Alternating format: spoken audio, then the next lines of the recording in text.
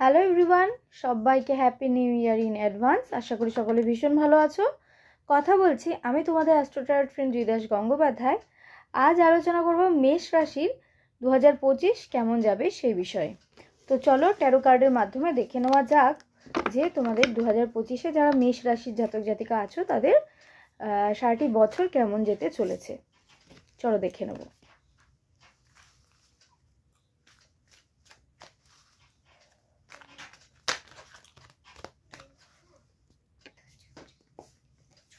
চলো পেয়ে গেলাম প্রথম কার্ড, দ্বিতীয় তৃতীয় কার্ড। চলো দেখে নেব পরপর।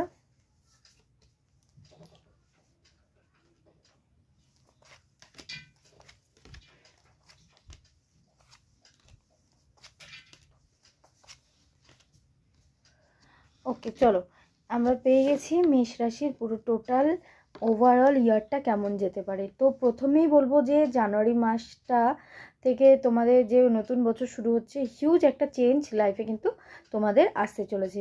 হ্যাঁ, বছরের প্রথমেই তোমরা একটা আশ্চর্য রকমের পরিবর্তন কিছু পাবে। নেক্সট তোমরা ফেব্রুয়ারির দিক থেকে গিয়ে কিছু লাইফে এমন কিছু সিচুয়েশান আসবে, কারোর সাথে কিছু শেয়ারিংয়ের সিচুয়েশান আসবে। হ্যাঁ, এবং থার্ড মান্থটা কিন্তু তোমাদের কিছু পেশেন্স রাখতে হচ্ছে যে কোনো ব্যাপারে, ঠিক আছে। তোমাদের কোনো উইশ ফুলফিল হতে পারে। ফোর্থ মান্থ অর্থাৎ এপ্রিল মাসে এসে তোমরা তোমাদের লাইফে কোনো কিছু একটা ব্রেক থ্রু করতে পারছো, ঠিক আছে। কোনো কিছু একটা নিউ শুরুয়াত কিন্তু তোমরা করতে পারছো। হ্যাঁ, এবং সেটা সাকসেসফুল হতে হতে কিন্তু মে মাস হয়ে যাচ্ছে, এবং একই সঙ্গে মে মাসের সাকসেস এবং একটা সাইড কিন্তু সরো কার্ডও আসছে, অর্থাৎ কিছু প্রবলেমও কিন্তু থাকছে। মনে কোনো একটা উইশ ফুলফিল হলেও একই সঙ্গে কোনো একটা মন খারাপেরও কিন্তু ছায়া দেখা যাচ্ছে। হ্যাঁ, এবং বিশেষত সেটা শরীর খারাপের দিক থেকে হতে পারে।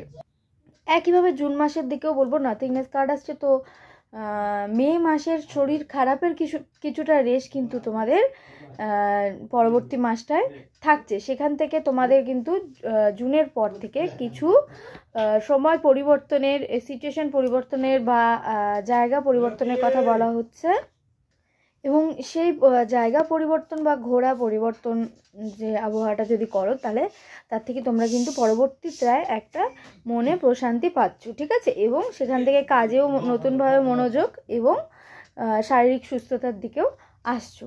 কিন্তু তার পরবর্তীতে কি আসছে, লাইফে কিছু না কিছু পলিটিক্স কিন্তু চলবে, কারোর দ্বারা কোনোভাবে ক্ষতিগ্রস্ত হওয়া। তো মানুষ চিনতে শিখতে হবে। এই ইয়ারটা তোমার জন্য সেই জন্য খুব ইম্পর্টেন্ট যে মানুষকে কিভাবে চিনবে।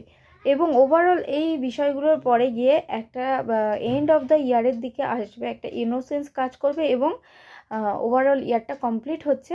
একটা এমন সিচুয়েশান আসবে যে কোনো ওই পলিটিক্সের দ্বারা যে তুমি হাল ছেড়ে দেবে, কিন্তু না, কিন্তু হাল ছেড়ে দিলে কিন্তু হবে না, ঠিক আছে। হাল ছেড়ে দিলে কিন্তু তুমি তোমার জায়গাটা ধরে রাখতে পারবে না।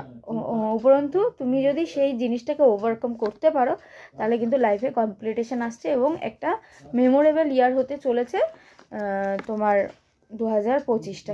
হ্যাঁ, তবে সমস্ত মেষ রাশির জন্যই বলবো, শনির 7.5 যখন শুরু হচ্ছে এই সালে, তো সেই দিক থেকে একটু সতর্ক থাকাই ভালো। শরীর স্বাস্থ্য বা যাই হোক, তো শনি দেবতাকে পুজো অবশ্যই করবে, এবং কিছু স্পেশাল রেমেডি টিপস তোমাদের জন্য আসছে, সেগুলো ফলো রেখো, সাথে দেখো।